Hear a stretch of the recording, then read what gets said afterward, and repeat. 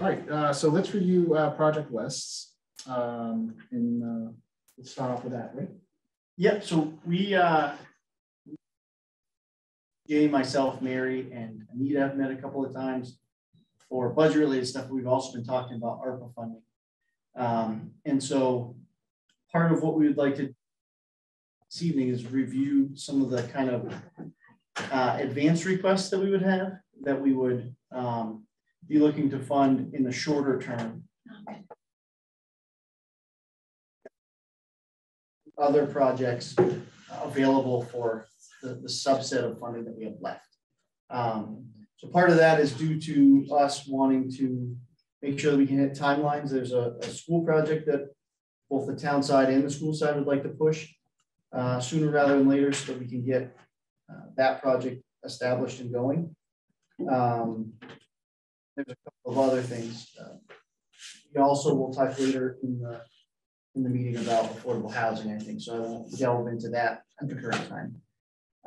Did everyone look at the projected potential project list before the meeting, or you want to put it up? I can put it up real quick. Share with us, but not with them.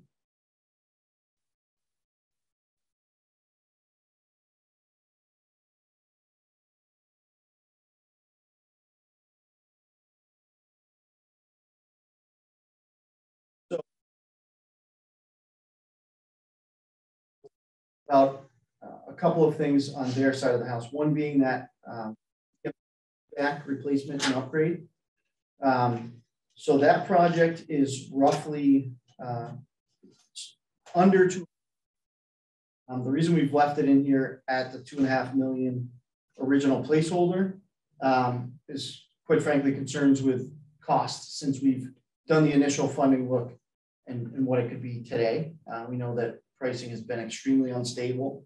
And so if we were going to look to earmark some money for this, obviously anything that wasn't expended would still be available. So it doesn't really hurt us on the front end to be a little bit high. Of that cost, there's $288,000 that we're expecting, one in $100,000 earmark from the state that we were able to request and receive. Although that money is not in hand yet. And so I'm always a touch leery on that. And then there's $188,000, which we did receive. And so that would be all encompassed in that one project.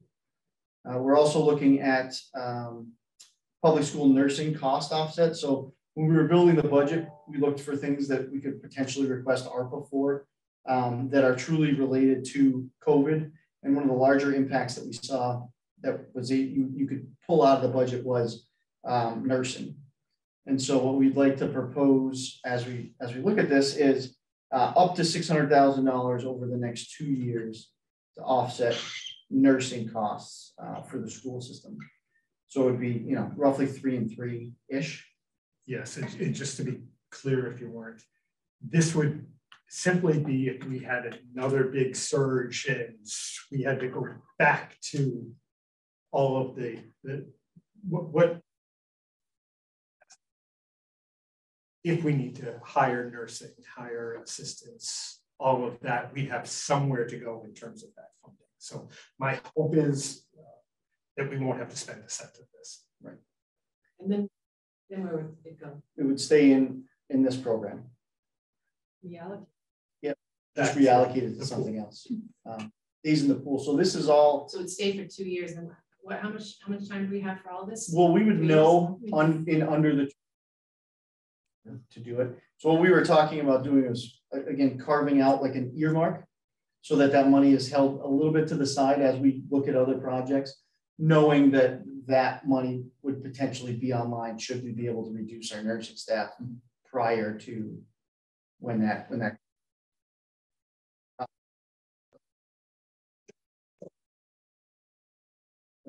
I understand this. So we have until the end of 2024 to utilize these monies, correct? Correct. Is it calendar year 20?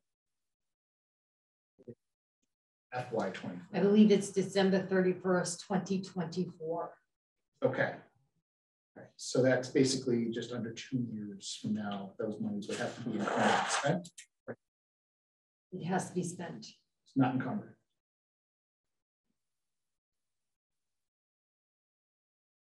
No, you couldn't encumber that, but like a construction project, yes, you could, because say that might not be finished.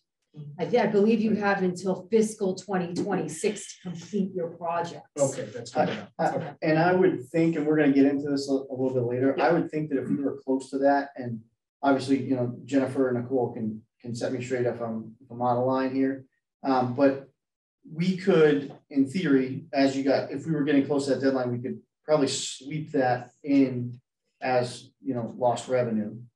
Correct. Which would then, you know, eventually close to our free cash, and you could allocate it probably that way too. We could do something a little bit creative if it came down to the wire. We don't want to lose the money.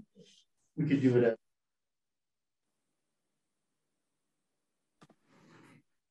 And Jay, sorry, this is Heather. These would basically be for temporary nursing, like we're not trying to hire and then not have the funds to keep them after the 2 years, correct?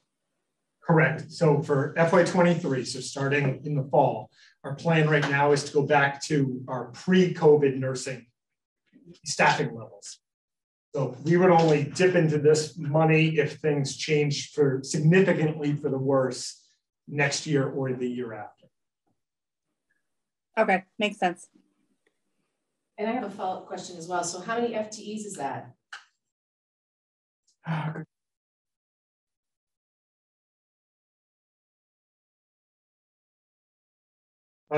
We've got a bunch of part-time people, so it's not super clean. 8. So I think it was 3 nurses. Clerical in person, I forget the name of the actual title, and we had a few nursing assistants.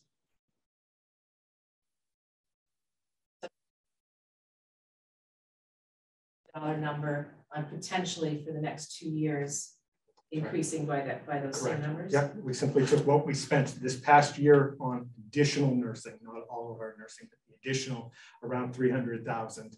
And when I brought it up, we were actually, I think it was the tail end of the most recent surge, and the thinking was we don't have anything banked for the next 2 years in case we're faced with this again.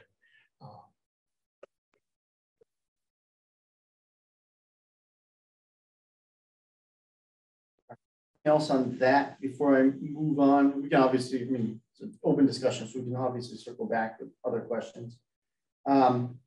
We're also interested in looking to do website revamps. So we had this, we were looking at the capital plan.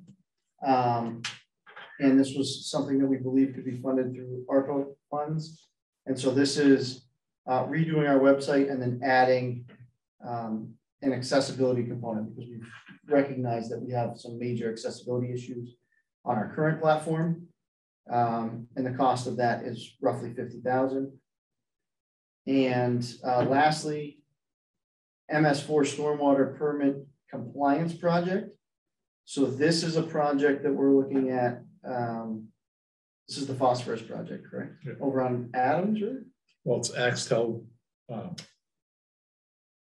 the Assabet watershed and the Quinsigamond River watershed. Okay, yeah, that's right. I remember this now. Assabet and Quinsigamond. So this is a project where we need to basically capture phosphorus before it gets released into the wetland and the rivers, right? Correct. All right. And so we're actually looking to fund this in 3 pieces. So 50,000 out of the sewer enterprise fund, 120 using it, and then 150,000 would be requested from ARPA money. Yep. So those are kind of the things that we had seen as being more time sensitive. The rest of the things that we've looked at from community and doing community outreach and doing that would probably fall into the balance of the funds, and that we would look to do that over 6 months into the summertime. But these were things that we could see as direct impact to this budget year that we wanted to cull out and see if we could fund, you know, in different ways.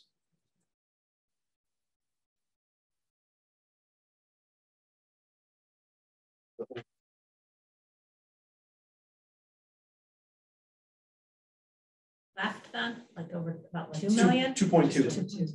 2.2. 2.2.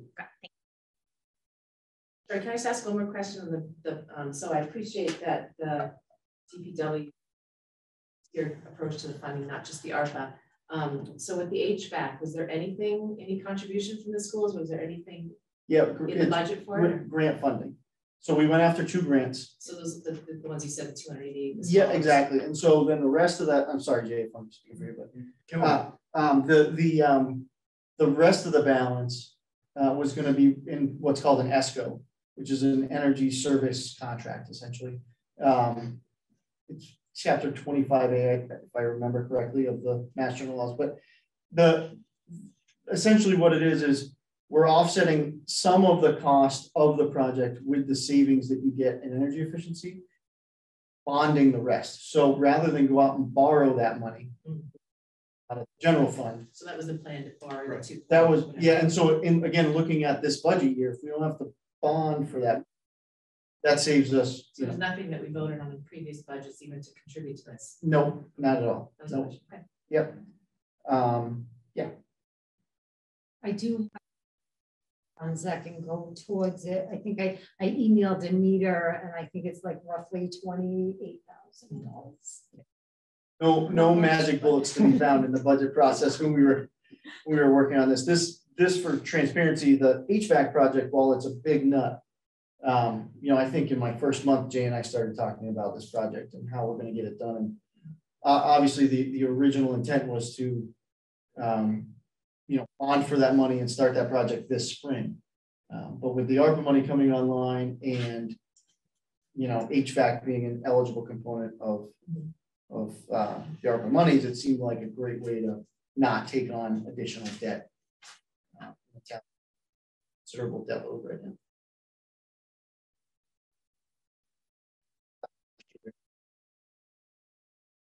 Jennifer and Nicole, did either of you have any flags in that whole little spiel there?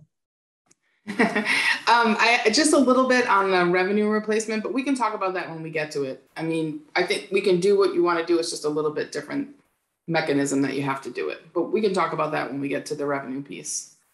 And then the only other question I had was, is the HVAC, is that an ESCO agreement that you already have? Is that something that you already have a contract with a company?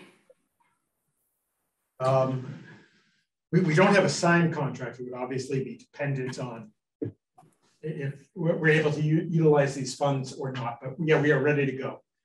So the only reason I mention it is I just happened to be doing an funding in ESCO in one of my other communities through ARPA. So there's some language that we'll have to put in when you sign that contract. There's some federal procurement requirements that we have to include if the contract's over 250,000, which it is obviously. So I can send those to you, but it's just, it's adherence to a couple of different federal statutes. Like you have to have certain language in your contracts.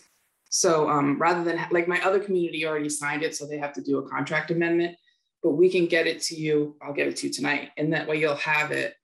So if you do use the ARPA funds, it'll already be in that contract. So you'll be covered. All for that one. When you're mentioning the $250,000 trigger to have additional federal procurement language in a contract, is that for any contract, or is there specific categories that those contracts apply to? Any contract over 250,000. And then there's some provisions for construction contracts over 100,000 that you have to put in. So most people in Massachusetts are fine because the big requirement over 250 is that you have to go out to bid, which you already do in Massachusetts. And obviously the ESCO is a little bit different because you're doing that under the, what's the name? Is it 23, whatever the legislation is, I can't remember it, but the bidding is different. So I think you're covered there. So I think the only thing you'll have to do is put in, there's different clauses.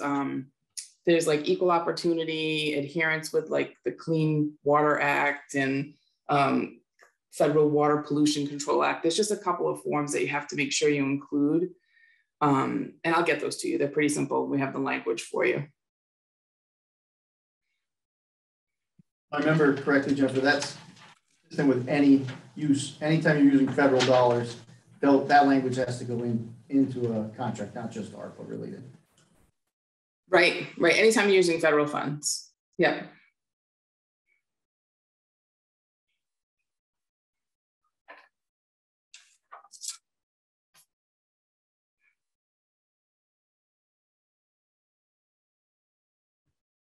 Right, do you want a motion from this committee tonight on those projects? So if the committee's inclined to do that, sure.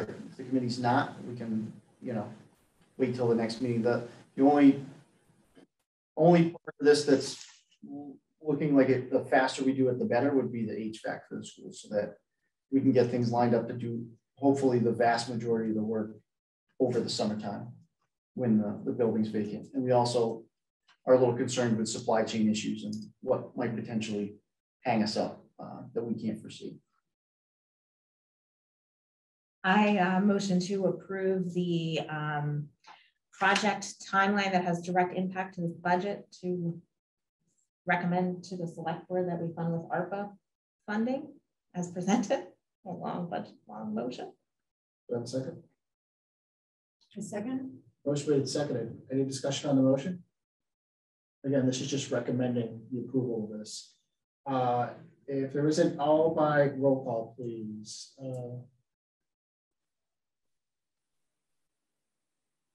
Aye. Aye. Aye. Aye. Heather? Aye. Thank you, everybody. All right. Thank you. Okay. All right. Next up, revenue replacement. I think Jennifer wants to speak on revenue replacement, but in general, some of the interim final, not the interim final rule, the final rule came out. This has got to be a month or two ago at this point. I can't remember. But it gave us a different approach to revenue, using this money as revenue replacement, which is not something we were really even considering at the time. But we wanted to have a brief discussion of what that is and what that would look like, and how that would change how we're using ARPA dollars. Jennifer or Nicole, do you want to just speak on it briefly? Sure. Yeah, it changed in January. You're absolutely right. So when the final rule came out, if you recall, if you wanted to use this category before, you had to do this big calculation and use the formula that the Treasury Department had given and calculate what they thought, what it was assumed you lost for revenue because of the pandemic. When the final rule came out, they gave communities a second option, which was, instead of doing that calculation, you can claim up to 10 million of lost revenue, but not above your allocation. So for Grafton, what do you guys, you're about 5.6 million, right? I think your allocation, total allocation is 5.5. Yeah, 5.5 and change. Yeah. Yeah, so that if you wanted to, not that you're going to, but if you wanted to, you could assign that entire allocation to the revenue loss category because it's below the 10 million. You don't have to do any calculations. It's literally called the standard allowance. And when you do your reporting to Treasury, you will literally check a box like we're taking the standard allowance. So what that means is you can fund what they call general government expenses out of that category. So it gives municipalities a lot of flexibility, which is really great. So it lets you fund almost anything that you would normally fund as a town with 4 exceptions. And it's those 4 exceptions that you already know. It's the 4 things that you can't use ARPA money for. So you can't use it for pensions. You can't use it for stabilization funds. You can't use it for legal judgments, and you can't use it to pay debt.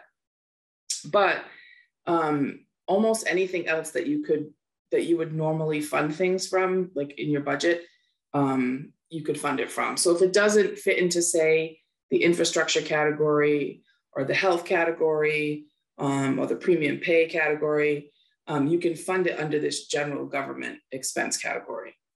And we're talking about, pretty much anything, roads, sidewalks. It's a pretty comprehensive list. So it's a little bit different that you're not just taking the money and putting it as a revenue. You still have to assign that money to projects. So you still have to vote projects, and it's not appropriate, but it's like you're appropriating it. You still have to fund projects with that money. So say you put that money aside for the nursing, you put the 600,000 aside, but then you only ended up needing 200,000. In a year from now, you're like, you know what, we're good. I think we can spend that 400,000 on something else. You could use it in that general category, but you wouldn't just book it as revenue. You have to assign it to a project. So you'd have to fund something else, basically.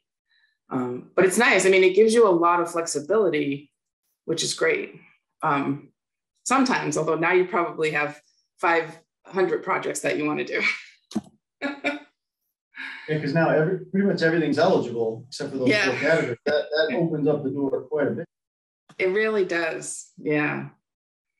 I mean, the things that the things that are kind of spelled out as examples, I'll just read a few of them to you, but equipment and capital purchases, maintenance and building of infrastructure, like I said, like roads and sidewalks, building and facility improvements in your town buildings and in schools, cybersecurity, environmental remediation, parks and open space is a big one. And again, it says any traditional government expense that's not excluded through those 4 exclusions.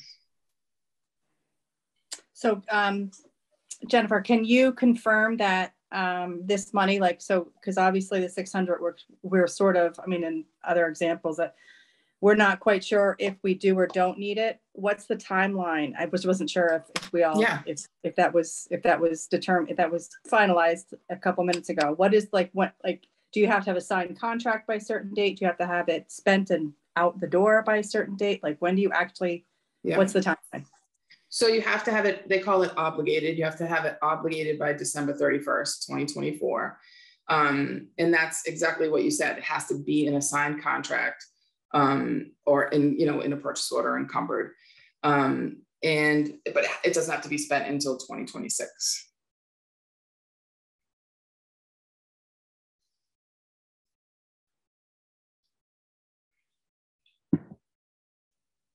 It opens it up a lot. So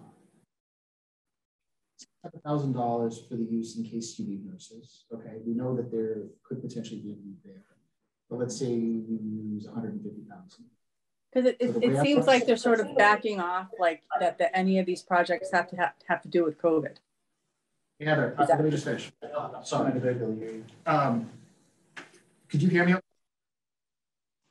I'm sorry. You're like breaking up, but I can hear most of what you said. Yeah, but my question is it's basically are they basically taking off the table like that any of these projects have to deal with COVID? Like it basically just, it's any project here. It's basically a relief fund. Yeah, so I think the premise is that because of COVID, you might not have as much revenue as a town. So these are projects that you might have funded if you didn't experience a revenue loss. That's the thought. So like loosely, that connects everything to the effects of the pandemic. There's language in there that they certainly encourage folks to really focus on things that are directly related to the pandemic, but you certainly have the flexibility to fund anything that you feel as a town. Like you said, it's relief from funding that you likely didn't have because of the pandemic. But yeah, it's a lot of flexibility.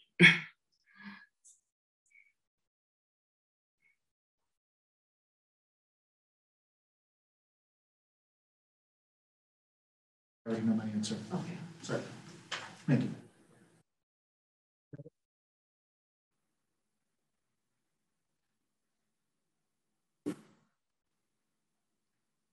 Together and talk about process for the follow-on. What's the guidance? Yeah, like what's our town guidance? I think we can set that, what our guidance is, and work within those parameters. I think that's something we need to come up with. Right. Yeah. Jennifer, are other towns that you're working with developing? What are you seeing in other towns? I guess is In terms, I'm sorry, you cut out just a little bit in the beginning there. So in terms of selecting projects and kind of, getting input, is that what you mean? Yeah. Yeah, so it depends, everyone's handling it a little bit differently. We are doing quite a bit of survey. So some folks do want the public to weigh in on what type of projects they'd like to see funded. So we create a pretty easy survey that you can put up on your website and the public can provide input. Some other communities are, having the department heads and boards and committees, depending on their structure, submit proposed projects and then creating this master list. And some are using like a matrix to kind of score them. That sounds a little more technical than it is, but say, for example, I have one town that has all the, they have more projects than they have money. So they have them all in kind of a master list with different categories. Is it related to COVID? Does it benefit the entire town or just a small group? Was it part of our capital plan? Is it part of the master plan? And those are things that you can pick and choose, whatever you feel is important. And then that master list kind of gets sorted and presented to either the committee, like you have, not every town has an ARPA committee, or to the select board. And they're using that to kind of guide their decisions. Then we have some larger municipalities that are doing like a ton of outreach, and they're like the really large cities. So, they're spending a lot of money on nonprofits and business support. So, we actually have to do in-person meetings within the community. And that's really Nicole's wheelhouse. So she can talk to you a little more about that if you want more information on that. But, those are those community meetings, going out and actually holding meetings to inform the public on what ARPA is about. But again, those are, some of our really big, cities that have, $50, $75 million to spend. So it's a little bit different. Most of the towns, I would say in your range are doing some surveys and some outreach and creating those lists to kind of evaluate and either make recommendations to the board or have the board make the decision.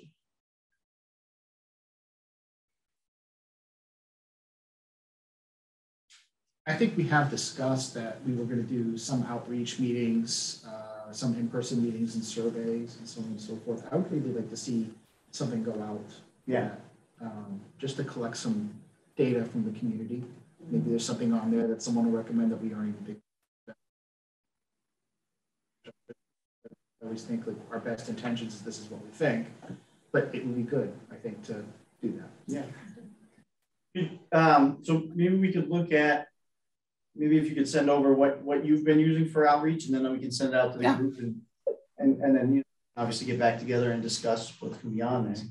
Laura, did you have a question? Yeah, Heather has one too. Yeah. I just was clarifying, so we would not put any recommendations on the survey. It would just be a big open survey that would go to everyone in Grafton. That's my exact question. That's like, oh, that would be insane. You'd have to have some sort of guidance. So I'll give you a good example. So Pepperell's exactly like Pepperell's a perfect example. So we did one for Pepperell, but it was more like choices. And I'll send you all a copy of it so you can look at it. But it was, first thing that we always ask is, are you a Grafton resident or do you own a business in Grafton or not? Just so you want to kind of know who's responding. But in Pepperell, they had like 6 categories that they really wanted to focus on, and then they asked people to rank them.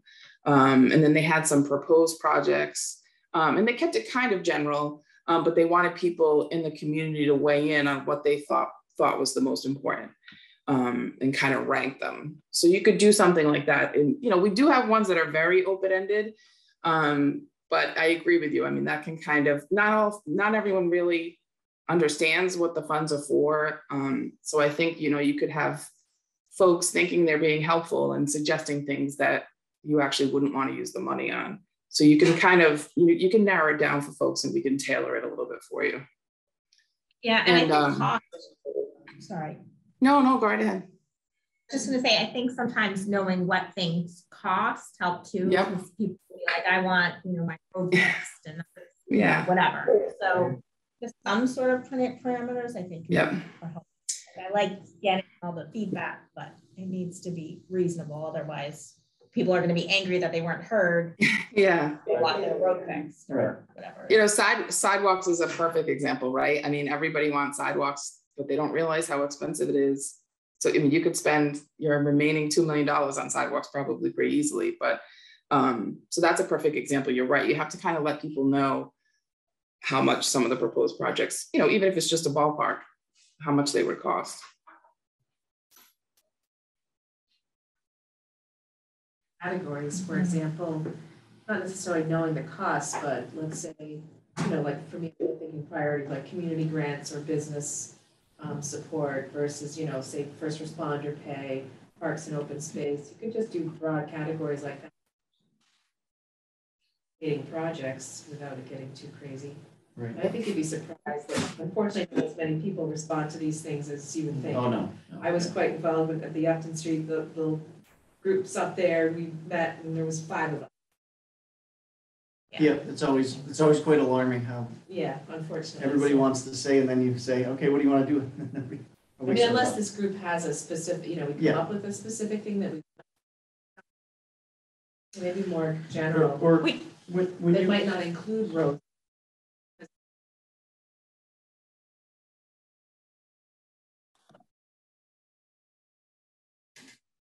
And then maybe do a follow-up, so then we could break it down, like if somebody says we want to do Parks and Rec, okay, this is what we can do, Parks and Rec, and we could send out another survey too is like, we really have to look at projects that we know can be. That's a big catch there that people may not be aware of. So I think to your point, like we take that existing list that we, that whole big wish list, and we look at those as categories. To your all's point, we already have a working set of data. I know we can't do 100% of everything. Maybe someone might have another idea that falls in that category. Get some feedback. We talked about wanting to do this anyway, so I think.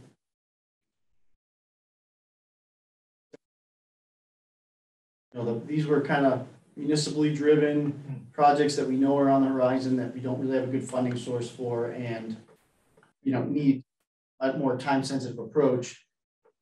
The rest of it, I think, is really where we're going to drill down into community. So in Pepperell, Jennifer, does it start broad and then give some examples of projects that would fall into that catchment? It does, and you know, so the other thing that they did in Pepperell was they did have a few public information meetings. So we had 2. So they had, it was just a Zoom meeting, but they had me present to the general public about what ARPA is and what you can use it for, basically similar to what we did for you folks, you know, at your meeting, but it was more geared toward the public. And then we just did a very brief overview of what you can use ARPA for, what you can't use it for. And then members of the public just gave input. You know, they would raise their hand in Zoom and just come on and say, hey, I really think you need to, you know, use it for preserving land for the wells. They have a water issue, you know, or I really want you to use it for the public safety building. And it generated, you know, some project ideas in that meeting were brought up that department heads hadn't, you know, didn't have on that master list. So then it created the bigger list, which was then categorized for the survey. It was good. I mean, there were probably 60 people on the call. It was more than I thought it was going to be.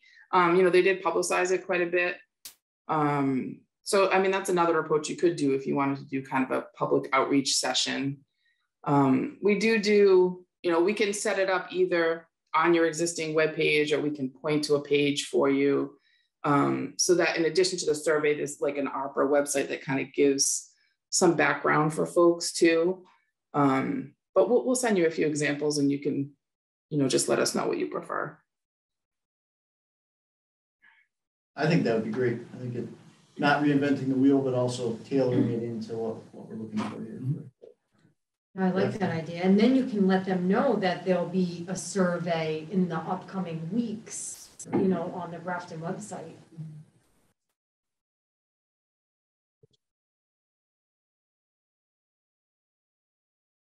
It sounds to me we got some critical things in the works right now, but what's our appetite for time? So personally, I would think if we met, you know, next month, say week 3 of next month or so, somewhere in there. We may be able to then have all the information from Jennifer to review and then start to hone it in for draft and specific stuff. So that puts us into March. So that means we could do outreach meetings and stuff in April and May-ish. Right after, right in the on. middle of the town election. Yeah, that's all fine. That would be my preferred timeline. I don't know if anybody has a different thought on that, but you know, May is when we're going to be falling off. Town meeting will be over. You know, and then if we're doing, starting to get more serious about what projects we're going to push forward, June, July would be a good time to be doing, for me to be doing that.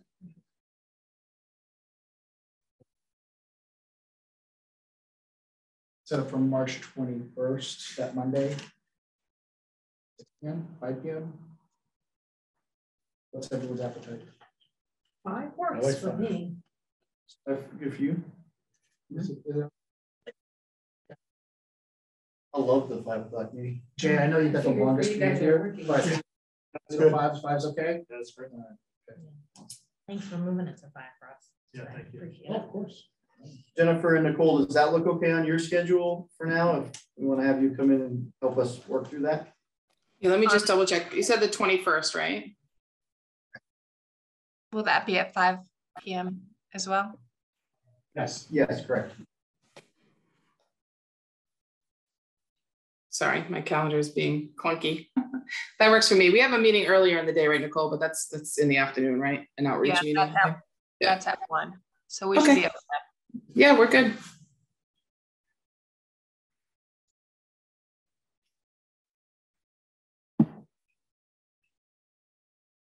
And the next thing we have on our agenda tonight, unless there isn't any other questions on that.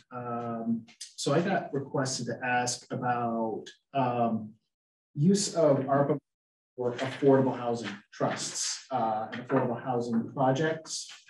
One, Jennifer, Nicole on this, and just get an idea of what other communities, if other communities are looking at this. And just really just like what are things that we should be concerned about or should avoid doing, and what are things that we should be doing and advocating for, and so on and so forth.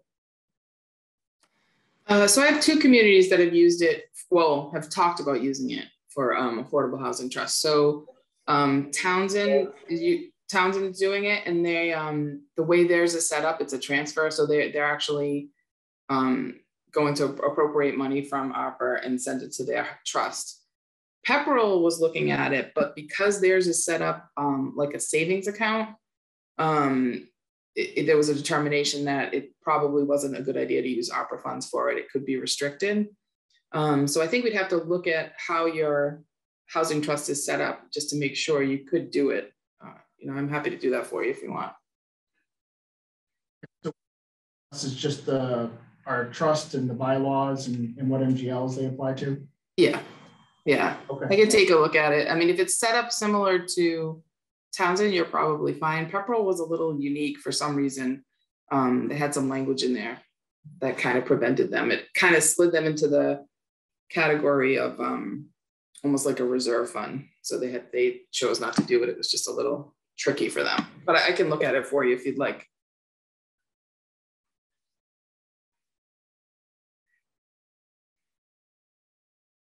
Something else we could put in the area on our survey. Mm-hmm. People have interest in. Provided that we'll figure this out first if we can even do it. Yeah. I'm confident. I think we can. You know, if there is a desire, like, what is it that we can, right? You know, so we'll have that. We can be prepared for that on the 21st.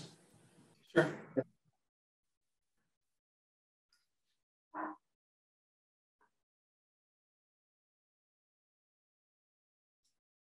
Okay, I can.